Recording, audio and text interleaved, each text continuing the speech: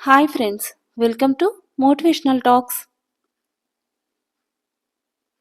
లైఫ్లో మీరెంత కూడబెట్టుకున్నప్పటికీ సరైన ఆర్థిక భవిష్యత్ ప్రణాళిక లేకపోతే అదంతా ఆవిరైపోవడానికి ఎక్కువ కాలం పట్టకపోవచ్చు. చేసే పని చిన్నదని సిగ్గుపడకు.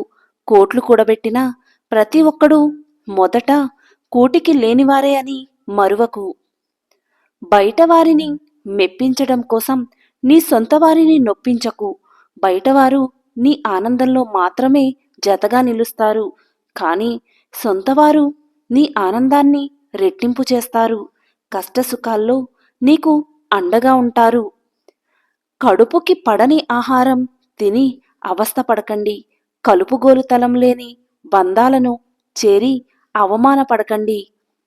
నీ చుట్టూ ఉన్నవాళ్ళకి నీవు సంతోషంగా ఉన్నావా, బాధలో ఉన్నావా అన్నది అవసరం లేదు. నీవు వాళ్ళని ఎంతగా సంతోషపెడుతున్నావు అన్నది మాత్రమే కావాలి. సంపాదించడం చేతకాని వాడికి ఖర్చు పెట్టే అర్హత లేదు. చెప్పే ధైర్యం లేని వాడికి ప్రేమించే అర్హత లేదు.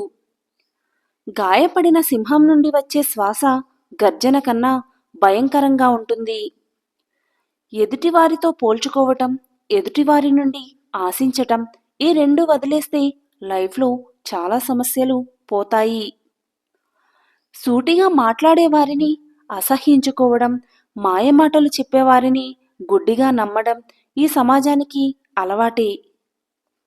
స్త్రీ మనస్తత్వం కోప్పడితే బాధపడుతుంది, కానీ ఒక మెట్టు దిగి బతిమిలాడితే నీ పైన ఉన్న ప్రేమను రెట్టింపు చేస్తుంది. కోరికలు అనేవి సముద్రంలో అలలు లాంటివి, కానీ నీవు మాత్రం అలలులాగా ఎప్పుడూ ఎగసి పడకూడదు.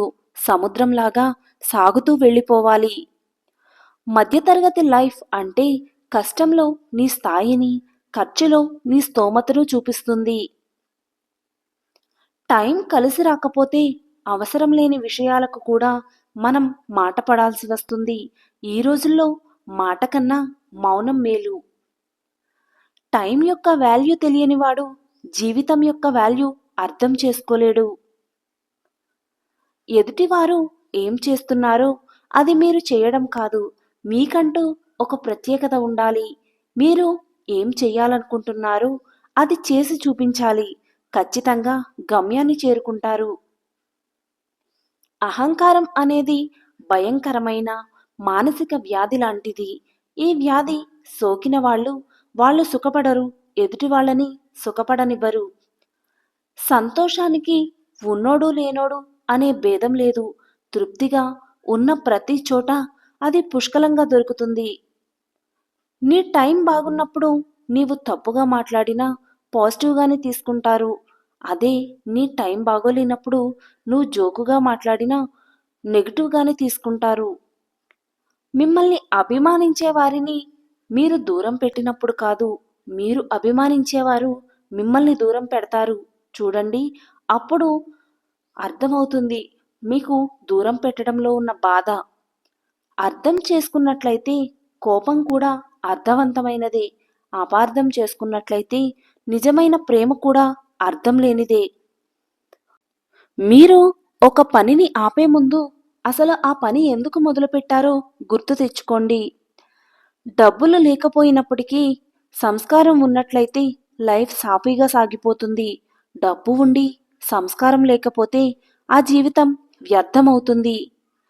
మనకు అర్థమయ్యాక అనుభవించే విషయాలు కొన్ని ఉంటే, అనుభవంలోకి వచ్చాక అర్థమయ్యేవి మరికొన్ని ఉంటాయి.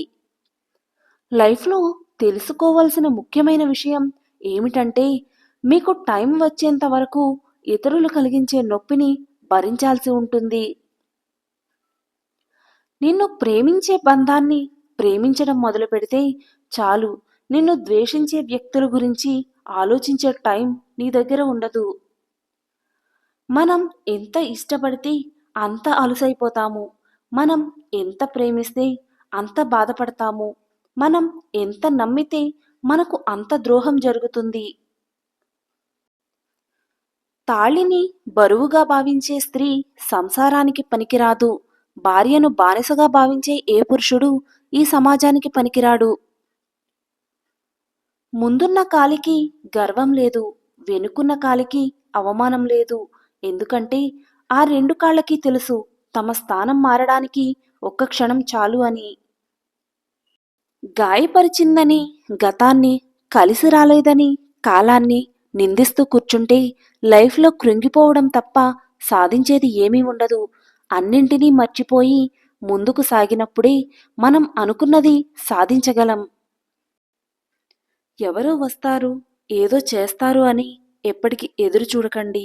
ఎందుకంటే మీ పక్కన ఉన్న మీ స్నేహితుడు కూడా వాడి అవసరాలకే మీతో ఉంటాడు, కానీ మీతో ఎవరూ రారు. సుడి ఉన్నవాడికి హాయిగా కూర్చుని తిన్నా కూడా వాడి సంపద పెరుగుతూనే ఉంటుంది. దురదృష్టవంతుడు ఎంత కష్టపడినా వాడి దరిద్రం వెక్కిరిస్తూనే ఉంటుంది. నేను అనే ఆత్మాభిమానం ఒక మనిషిని ఎంత ఎత్తుకు తీసుకువెళుతుందో, నేనే అన్న అహంకారం ఆ మనిషిని అంత పాతాళానికి దిగజారుస్తుంది. పెరుగు కంటే పెరుగులో దాగి ఉన్న నెయ్యికే వాల్యూ ఎక్కువ ఉంటుంది. అదేవిధంగా మనిషి కంటే మనిషిలో దాగి ఉన్న మంచితనానికే వాల్యూ ఎక్కువ. మంచి ఆలోచనలు మీకు ఆరోగ్యాన్నిస్తాయి, కానీ చెడు ఆలోచనలు మీకు కొత్త రోగాల్ని తెచ్చిపెడతాయి. అందుకే మంచిగా ఆలోచించండి, నిత్యం ఆరోగ్యంగా ఉండండి. తల్లిదండ్రులు ఉన్నవాళ్ళు ముద్ద పెట్టరు, ఊపిరిపోయాక పంచభక్ష పరమాన్నాలు పెడతారు. ఏదైనా ఉన్నప్పుడు వాల్యూ తెలుసుకోరు, పోయాక తెలుసుకున్నా తిరిగి రారు. మీ తోటివారి ఆలోచనలని గౌరవించకపోయినా పర్వాలేదు, కానీ అపహాస్యం మాత్రం చేయకండి. ప్రతి ఒక్కరిలో ఏదో ఒక గొప్పతనం ఉంటుంది. మీకు దాన్ని చూసే గుణం ఉండాలి, అభినందించే మంచి మనసు ఉండాలి. నీవు సంపాదిస్తున్నప్పుడు పలు రకాల వాళ్ళు నీకు పరిచయం అవుతారు.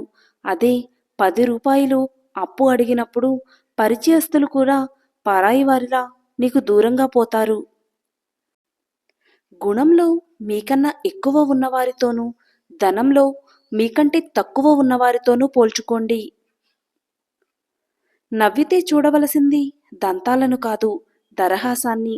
ఏడిస్తే చూడవలసింది కన్నీటిని కాదు, కారణాన్ని.